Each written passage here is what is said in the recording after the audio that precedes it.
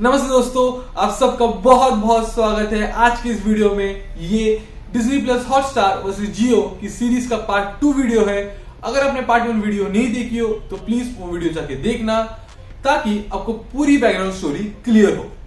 Part 1 की link आपको description box में मिल जाएगी। सो दोस्तों, as said while concluding the last video कि आज हम लोग स्पेसिफिकली डिज्नी प्लस हॉटस्टार के बारे में बात करेंगे, उनके फाइनेंशियल नंबर्स में डीप डाइव करेंगे ताकि उनके एक्शंस के पीछे की रीजनिंग हमें इजीली समझ में आए।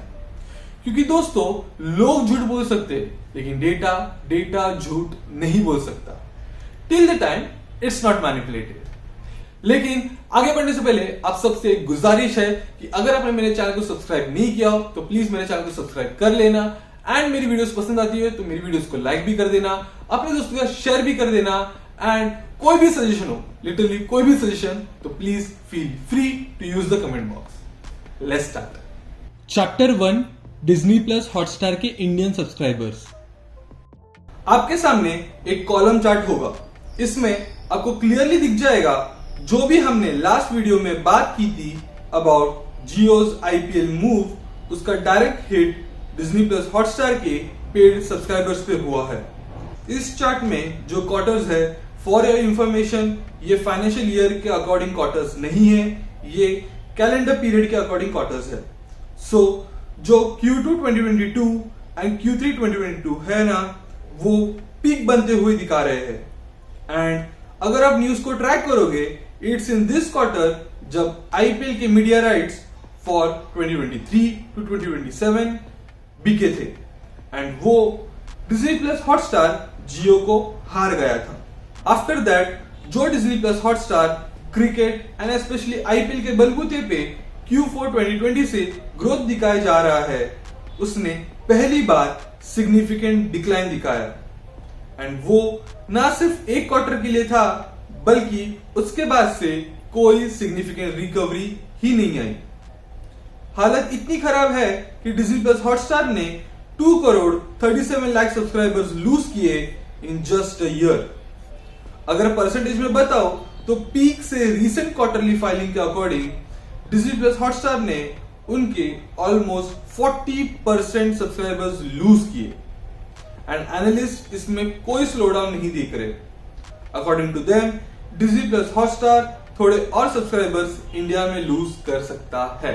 लेकिन होल्ड ऑन, इसके बेसिस पे ही हम कोई कंक्लूजन नहीं ड्रॉ कर सकते हैं, क्योंकि लेट्स चेक आउट वेदर ये प्रॉब्लम सिर्फ डिज्नी प्लस हॉटस्टार की है या फिर ग्लोबली भी डिज्नी प्लस यही प्रॉब्लम फेस कर रहा है। Let's check out. Chapter 2 Disney plus के कोर सब्सक्राइबर्स। इंडिया से जब पिक्चर ग्लोबली हो जाती है तो एक टोटली डिफरेंट सिनेरियो देखने मिलता है। जैसे आप देख सकते हैं, आपके सामने जो कॉलम चार्ट है उसमें ढूंढ के भी हम डिक्लाइन नहीं ढूंढ सकते। डिज्नी प्लस ने Q4 2020 से लगातार सब्सक्राइबर्स गेन ही किए हैं, even in period after Q3 2022 जब से इंडिया में एक शार्प डिक्लाइन आया। स्टिल ग्लोबली डिज्नी प्लस को लोग पसंद कर रहे हैं। दैट मीन्स इट्स क्लियर कि फंडामेंटल प्रॉब्लम इंडिया के साथ है एंड नॉट ग्लोबली, क्योंकि ग्लोबल डेटा ऐसा कोई भी सिग्नल नहीं दे रहा है। चैप्टर 3 प्रॉब्लम एक्चुअली क्या है। लास्ट वीडियो एंड ये वीडियो के स्टैट्स मिलाकर अगर हम देखेंगे तो हम फेयरली कंक्लूड कर सकते हैं कि डिज्नी प्लस हॉटस्टार के जितने भी सब्सक्राइबर्स थे वो Indian cricket and specially IPL के बेसिस पे ही थे। तो आईपीएल के बिना डिज्नी प्लस हॉटस्टार के लिए भारतीय मार्केट से पैसा कमाना मुश्किल होगा, क्योंकि अब आपके स्क्रीन पे एवरेज मंथली रेवेन्यू पर यूजर आया होगा। ये डेटा डिज्नी प्लस हॉटस्टार का है।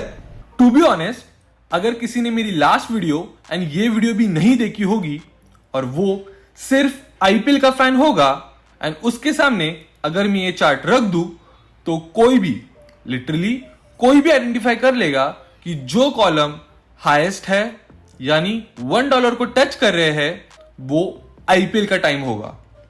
ये तो बहुत आसान था राजीव, इतना आसान कैसे हो सकता है? लेकिन यही सच है। अगर आपको मुझ पे इतना सा भी डाउट आ रहा है तो प्लीज वीडियो को पॉज करके सर्च करना, और अगर सर्च कर लिया तो वापस आके कमेंट बॉक्स पे लिख देना कि मैंने बराबर बोला है, ताकि बाकी के लोगों का वक्त बचे फ्रॉम सर्चिंग। खैर, वापस आते हैं इस चार्ट पे। $1 के जो कॉलम्स है उसके बाद आपको सेकेंड हाईएस्ट कॉलम्स $0.7 के आसपास के दिख रहे होंगे। अब आपके लिए एक जेन्युइन टास्क है, वीडियो पॉज करके आपको फाइंड आउट करना है कि जिस क्वार्टर में एवरेज रेवेन्यू $0.7 को टच किया है, उस क्वार्टर में ऐसे कौन से इंटरनेशनल क्रिकेटिंग इवेंट्स थे जहां इंडियन क्रिकेट टीम ने पार्टिसिपेट किया था, like Asia cup, world cup etcetera. जरूर सर्च करना एंड कमेंट बॉक्स में लिखना। मैं देखूंगा कि कितनों ने यह टास्क पूरा किया। तो दोस्तों, जब आप ये टास्क पूरा करोगे तो आपको 3 एक्सेप्शंस मिलेंगे। पहला, Q2 2021, जब आईपीएल को हाफ वे बंद करना पड़ा due to delta wave of COVID, इसलिए वो कॉलम $1 को टच नहीं कर पाया। देन Q4 2021 में IPL plus T20 world cup 2021 साथ आने के कारण आपको 0.7 का आंकड़ा नहीं दिख रहा होगा। Q1 2022 में 10-15 मैचेस आईपीएल के खेले गए थे, जिसने एवरेज रेवेन्यू को ऊपर बढ़ाया। एंड बाकी के क्वार्टर्स का जिक्र करना लिटरली यूजलेस है, क्योंकि सब सेम ही लेवल पे है। डिज्नी प्लस हॉटस्टार एंड उनके लीनियर नेटवर्क्स चैनल्स भी आईपीएल एंड इंडियन क्रिकेट को इतना इंपॉर्टेंस देते हैं कि जिस कंपनी के पास 70 टीवी चैनल्स हो इन 8 लैंग्वेजेस, इंडिया का सबसे बड़ा फिल्म स्टूडियो हो, डिज्नी प्लस हॉटस्टार की इतनी बड़ी कंटेंट लाइब्रेरी हो, एंड इतना सब होने के बावजूद भी अगर उनकी parent company the Walt Disney अपने क्वार्टरली फाइलिंग्स में अगर इंटरनेशनल चैनल्स के सेक्शन में सिर्फ IPL and international cricketing events का नाम लेती है, सेइंग कि उनकी वजह से रेवेन्यू इंक्रीज होता है, डिक्रीज होता है एंड सो ऑन, तो सोचिए कि आईपीएल की इंपॉर्टेंस क्या होगी। Here they are.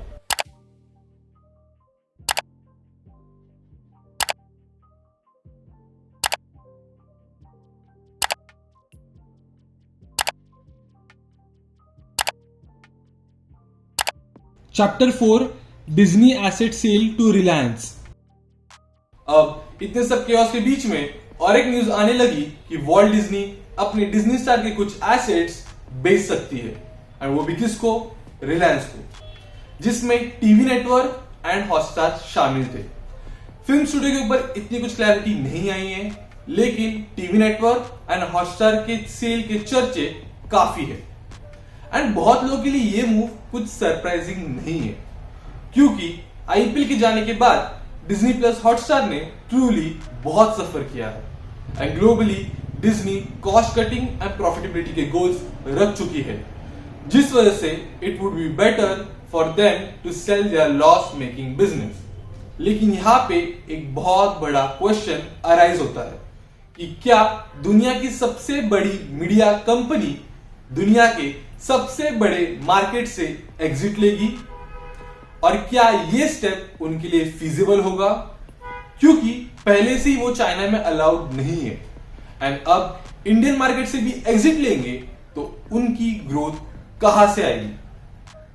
And this made be wonder कि ये रूमर्स सच है या गलत, क्योंकि इन रूमर्स के ऊपर डिज्नी ने भी कुछ कमेंट नहीं किया है और ना ही रिलायंस ने कुछ कमेंट किया है, बल्कि सोर्सेस से उनके फर्दर नेगोशिएशन की बातें सामने आ गई कि Disney is valuing their assets at around $10 billion and Reliance is willing to pay only $7 to 8 billion। लेकिन यहां पे मेन मुद्दा यह है कि सेल ही क्यों? डिज्नी अपना बिजनेस सेल ही क्यों कर रही है? क्या इंडियन मार्केट्स इतने लुक्रेटिव नहीं है कि जो दुनिया की सबसे बड़ी मीडिया कंपनी को एग्जिट लेने से रोके? चैप्टर 5, इंडियन मार्केट्स कितनी लुक्रेटिव है। टू बी ऑनेस्ट, रिसर्च करने के पहले मैं भी आम इंडियन की तरह वॉज ऑफ द माइंडसेट कि इतने बड़े पॉपुलेशन को, इतने बड़े मार्केट को कोई भी कंपनी कैसे छोड़ के जा सकती है। ठीक ठाक सब्सक्राइबर्स भी मिल गए उस प्लेटफॉर्म को या फिर उस कंपनी को, सो दे कैन अर्न बिलियंस। लेकिन I was wrong and specially in this case I was wrong, क्योंकि आपके स्क्रीन के सामने एवरेज मंथली रेवेन्यू पर यूजर अक्रॉस वेरियस ज्योग्राफीज दिखेगा। इसमें आपको क्लियरली दिख सकता है कि डिज्नी प्लस का एक user on an average in USA and Canada generates 11 times more revenue than a Disney Plus Hotstar user. And you may state an argument कि हाई इनकम कंट्री है इसलिए उनका रेवेन्यू ज्यादा होगा, अपने जैसे देशों का बोलोगे तो कम ही होगा। So excluding Disney plus in US and Canada, अगर हम लोग डिज्नी प्लस इंटरनेशनल को देखेंगे जिसमें European countries, African countries, Latin American countries और Asian countries except few south east Asian countries जो डिज्नी प्लस हॉटस्टार के ब्रांडिंग के अंडर आते हैं, तो उनका रेवेन्यू पर यूजर यूएस एंड कनाडा वालों से कम है, अग्रीड, लेकिन हॉटस्टार वालों से फिर भी 9 times ज्यादा है। इससे इट्स क्लियर कि इंडिया में ऑपरेशंस करना डिज्नी के लिए इतना बेनिफिशियल साबित नहीं हो रहा है। दैट्स बिकॉज जो global technology and entertainment Giants है ना, वो इंडियन मार्केट्स को लेके बहुत ऑप्टिमिस्टिक है एंड कई बार हमसे भी ज्यादा। लेकिन जब वो देखते हैं कि एक small fraction of users from a large user base convert होते हैं टू पेइंग कस्टमर्स, तो उनके प्लान्स को धक्का पहुंचता है। एंड ये सिर्फ एक साल का फेनोमेनन नहीं है, बल्कि ये साल दर साल रिपीट होता है despite improvisation from the giants. And to be honest, India में ऑपरेशंस करना इन प्लेटफॉर्म्स के लिए बहुत ही डिफिकल्ट है। It's like double edge sword, क्योंकि अगर उन्होंने उनके सब्सक्रिप्शन के प्लान्स के प्राइसेस कम किए या पूरा content he free of cost दिखा दिया तो उनको घाटा होगा। एंड अगर उन्होंने उनकी कंपनी की प्रॉफिटेबिलिटी को प्रायोरिटी दी, यानी कि सब्सक्रिप्शन के प्लान्स उस पॉइंट पे लेके गए जहां पे कंपनी को प्रॉफिट होगा, तो they will and up losing subscribers. In short, उनको वापस घाटा ही होगा।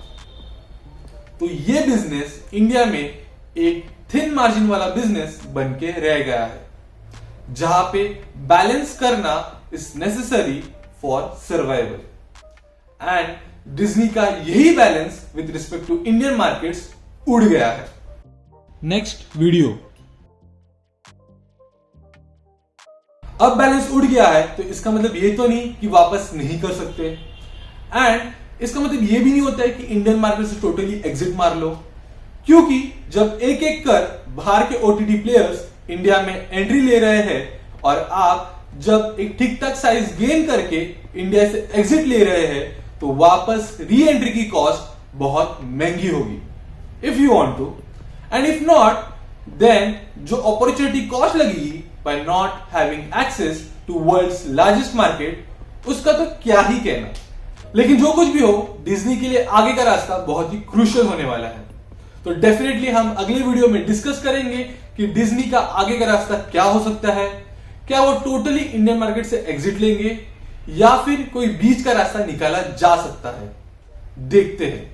लेकिन तब तक के लिए आप अपना ख्याल रखिए, खुश रहिए, मिलते हैं बहुत जल्द। नमस्ते।